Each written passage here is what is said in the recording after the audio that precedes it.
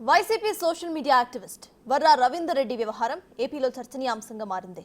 వర్రాను అదుపులోకి తీసుకున్న పోలీసులు విచారణ కొనసాగిస్తున్నారు. ఈ క్రమంలోనే ఆయనకు కడప రిమ్స్ హాస్పిటల్లో మరోసారి వైద్య పరీక్షలు నిర్వహించారు.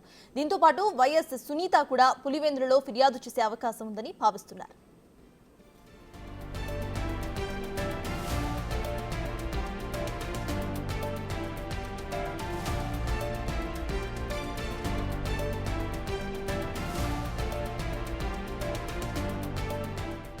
అలానే వర్రా రవీందర్, సజ్జల భార్గవ్ రెడ్డి, అర్జున్ రెడ్డిలపై మరో ఎస్సీ/ఎస్టీ కేసు కూడా నమోదైంది. డిప్యూటీ సీఎం పవన్ పై అసభ్యకర పోస్టులు తొలగించాలని కోరగా కులం పేరుతో దూషిస్తూ చంపుతామని బెదిరించారంటూ సిద్ధవటం మండలం ఎస్ రాజంపేటకు చెందిన వెంకటాద్రి ఫిర్యాదు చేశారు. ఈ నెల 8వ తేదీన ఫిర్యాదు నమోదవగా కేసును నందలూరు నుంచి పులివెందులకు బదిలీ చేశారు.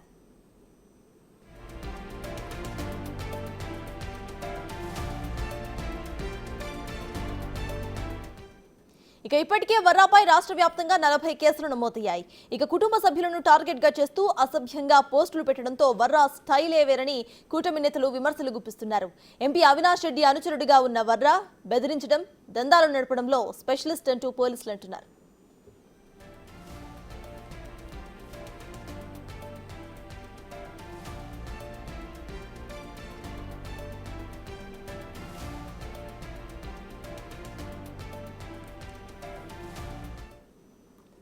YCP social media activist Varra Ravinder Reddy వ్యవహారం ఇప్పుడు ఏపీలో చర్చనీయాంశంగా మారింది.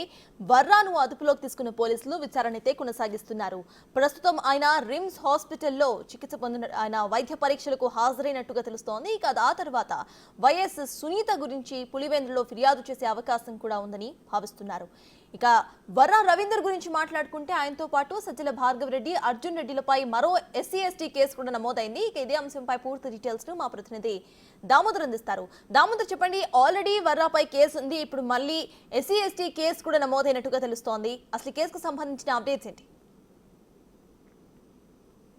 సర్తాజ్ సిద్ధవటానికి సంబంధించిన జనసేన కార్యకర్త వెంకటాద్రి ఈ కేసును నందలూరు పోలీస్ స్టేషన్లో ఫిర్యాదు చేశాడు 8వ తేదీన. ఏదైతే గతంలో పవన్ కళ్యాణ్ కుటుంబం గురించి, వారి కుటుంబ సభ్యుల గురించి వ్యతిరేకంగా ఏదైతే వర్రా రవీంద్రారెడ్డి ఫేస్బుక్లో పోస్ట్ పెట్టాడో, దీనికి సంబంధించి జనసేన కార్యకర్త వెంకటాద్రి ఈ విషయాన్ని గురించి సంప్రదిస్తే తనకు 2 లక్షల రూపాయలు ఇస్తే ఈ పోస్టును తొలగిస్తానంటూ కూడా ఏదైతే వర్రా రవీందర్ రెడ్డి చెప్పగా 20,000 రూపాయలు అడ్వాన్స్ ఇచ్చాడు. కానీ 20,000 రూపాయలు ఇచ్చిన తర్వాత మిగతా డబ్బులు ఇవ్వకపోవడంతో తాను పోస్ట్ తొలగించలేదంటూ కూడా తన వాంగ్మూలంలో వర్రా రవీందర్ రెడ్డి ఒప్పుకున్నాడు. దీనికి సంబంధించి వెంకటాద్రి అప్పట్లోనే కేసు నమోదు చేశాడు. ఫిర్యాదు చేస్తే అయితే దానికి సంబంధించి పోలీసులు ఆ కేసు తీసుకోకుండా వదిలివేసిన పరిస్థితి. అయితే తాను గతంలో చేసిన ఫిర్యాదును మరోసారి పోలీసులకు ఈసారి చూపించడంతో అతని మీద కేసు నమోదైంది. ఈ కేసును కూడా ఏదైతే నందలూరు నుంచి పులివెందులకు కూడా బదిలీ చేసినట్టు తెలుస్తుంది. మొత్తం మీద మరో కేసు ఏదైతే వైఎస్ సునీత కూడా తాను పులివెందుల్లో ఒక కేసు ఇదే వర్రా రవీందర్ రెడ్డి తన మీద పెట్టిన పోస్టుల మీద ఫిర్యాదు చేసిన నేపథ్యంలో ఆ కేసును కూడా అప్పట్లో పోలీసులు తప్పుదారి పట్టించారు. అయితే వర్రా రవీందర్ రెడ్డి ఈ పోస్టు పెట్టలేదు, విశాఖపట్నానికి చెందిన వ్యక్తి కేసు పెట్టాడంటూ విశాఖపట్నానికి చెందిన వ్యక్తిని అరెస్ట్ చేసి ఆ తర్వాత అతన్ని విడుదల చేసిన నేపథ్యం. మొత్తం మీద అయితే వర్రా రవీందర్ రెడ్డి 40 ఇచ్చిన సమాచారం మేరకు ఇప్పటికీ 43 మందికి నోటీసులు జారీ చేసిన పరిస్థితి. వారందరినీ పోలీసులు విచారిస్తున్నారు. మరోవైపు ఏదైతే ఈ కేసులో కీలకంగా ఉన్న వర్రా రవీందర్ రెడ్డితో పాటు సజ్జల భార్గవ్ రెడ్డి, అదేవిధంగా అర్జున్ రెడ్డి, దీంతోపాటు అవినాష్ రెడ్డి, పిఏ అయిన రాఘవ్ రెడ్డి, వీరందరినీ కూడా అదుపులోకి తీసుకునే అవకాశం ఉందని తెలుస్తుంది. మొత్తం మీద అయితే ఇప్పటికే బెయిల్ కోసం సజ్జల భార్గవ్ రెడ్డితో పాటు అర్జున్ రెడ్డి బెయిల్ పిటిషన్ వేశారు. దానికి సంబంధించి హైకోర్టులో విచారణ ఈరోజు కానీ రేపు కానీ జరిగే అవకాశం ఉందని తెలుస్తుంది. మొత్తం మీద అయితే సోషల్ మీడియాలో ఏ విధంగా ప్రవర్తించకూడదో అన్న విషయాన్ని ఇప్పుడు వీరు స్పష్టం చేస్తున్న పరిస్థితి. పెద్ద ఎత్తున కుటుంబ సభ్యులు ఏదైతే రాజకీయ నాయకుల మీద కాకుండా వారి కుటుంబ సభ్యుల మీద నీచంగా పోస్టులు పెట్టడము, వాటి విషయాన్ని ఎందుకు పెట్టాల్సి వచ్చింది అన్న విషయంలో కూడా రిమాండ్ రిపోర్ట్లో విశదీకరించారు. మొత్తం మీద ఈ కేసుకు సంబంధించి కర్నూలు డిఐజీ ప్రవీణ్ నేతృత్వంలో జరిగిన విచారణ పెద్ద సంచలనాన్ని నమోదు చేసిందని చెప్పవచ్చు. వర్రా రవీంద్రారెడ్డి తానంతకు తాను ఏదైతే ఈ పోస్టులు పెట్టలేదు, తన వెనుక సజ్జల భార్గవరెడ్డితో పాటు అవినాష్ రెడ్డి పిఏ, అదేవిధంగా జగన్మోహన్ రెడ్డి సమీప బంధువులు ఉన్నారు, వీరందరూ కలిసి తన చేత ఈ పోస్టులు పెట్టించారని చెప్పాడు.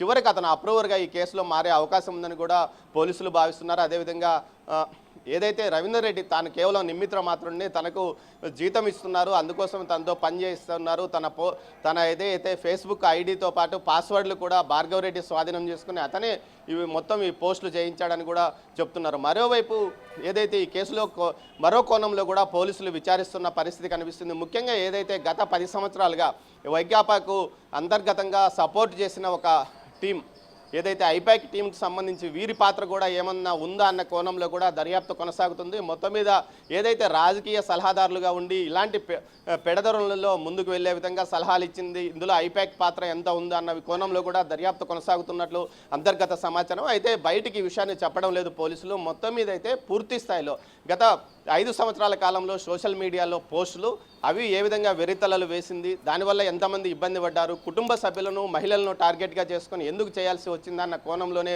దర్యాప్తు చేస్తున్నామని పోలీసులు చెప్తున్నారు. మొత్తం మీద వర్రా రవీందర్ రెడ్డికి మరోసారి రిమ్స్ దామోదర్, ఇందాక మీరు చెప్పినట్టు ఇటు వర్రా యొక్క ఫేస్బుక్ క్రెడెన్షియల్స్ అన్ని కూడా భార్గవ్ రెడ్డి దగ్గర ఉన్నాయి అండ్ జస్ట్ ఆయనకి ఇక్కడ శాలరీ అంటూ ఇస్తున్నారని ఆయన చెప్పారు. సో దీనికి సంబంధించి పోలీసులు దాన్ని డిమాండ్ చేశారు కాబట్టి మళ్ళీ ఇటు భార్గవ్ రెడ్డిని పిలిచి ఈ కేసులో విచారించే అవకాశం ఉందనుకోవచ్చా?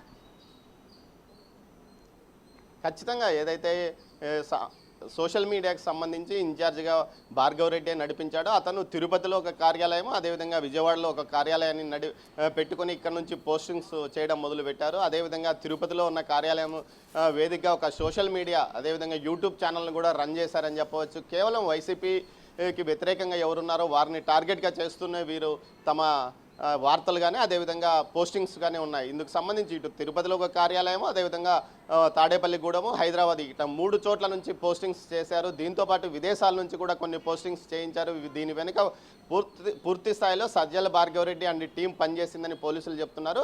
ఒక వర్రా రవీంద్ర రెడ్డే కాకుండా వందలాది మందిని ఈ విధంగా హైర్ చేసుకొని వారి ఫేస్బుక్ ఐడీలు అదేవిధంగా వారి పాస్వర్డ్స్ను వీరే పెట్టుకొని వారి ద్వారా పోస్టింగ్ చేయడం కూడా జరిగింది. అంతేకాకుండా కొంతమంది పార్టీ సానుభూతి పరులను, సాఫ్ట్వేర్ ఇంజనీర్లను కూడా ఇందులో చేర్చుకున్నారు. వారు పార్టీ మీద ఉన్న విశ్వాసంతోనూ నాయకుడి మీద ఉన్న అతి నమ్మకంతోనూ కూడా ఈ కేసులో వారు కూడా దోషులుగా మారిన పరిస్థితి. మొత్తం మీద తీసుకుంటే సజ్జల భార్గవ్ రెడ్డితో పాటు ఏదైతే అర్జున రెడ్డి, అదేవిధంగా అవినాష్ రెడ్డి పిఏ రాఘవ్ రెడ్డి వీరి వ్యవహారం పూర్తిగా కనపడుతుంది. దీంతోపాటు తాడేపల్లిగూడెంలో ఉన్న ఏదైతే పార్టీ కార్యాలయం వేదికగా కూడా ఇక్కడ పోస్టింగ్స్ కొనసాగాయి. కొంతమంది విదేశాల నుంచి కూడా పోస్టింగ్స్ చేశారు. వీరందరికీ నోటీసులు ఇస్తున్నామంటూ కూడా ఏదైతే డిఐజీ ప్రవీణ్ తెలిపిన నేపథ్యము. మొత్తం మీద చూస్తే తీగలాగితే డొంక కదిలిందన్నట్లు ఒక వర్రా రవీందర్ రెడ్డి అరెస్టు తర్వాత వైసీపీ సోషల్ మీడియాలో గతంలో పనిచేసిన వారంతా కొంత భయాందోళనకు గురవుతున్న పరిస్థితి కనిపిస్తుంది.